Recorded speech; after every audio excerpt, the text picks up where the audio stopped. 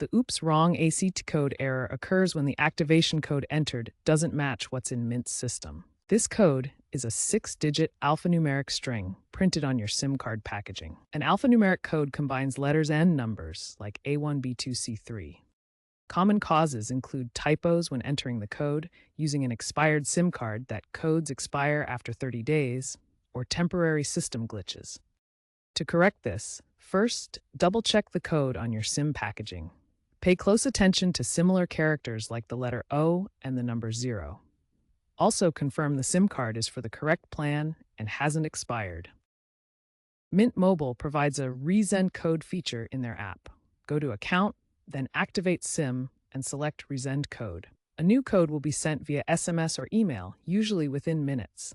This new code invalidates the old one. If resending doesn't work, contact Mint Mobile support at 1-800-683-7392 or via their chat. As a last resort, try activating through the T-Mobile website or in-store if possible. Weak network signals during activation can also cause issues, so ensure you have a stable Wi-Fi connection or strong cellular signal when entering the code or requesting a resend.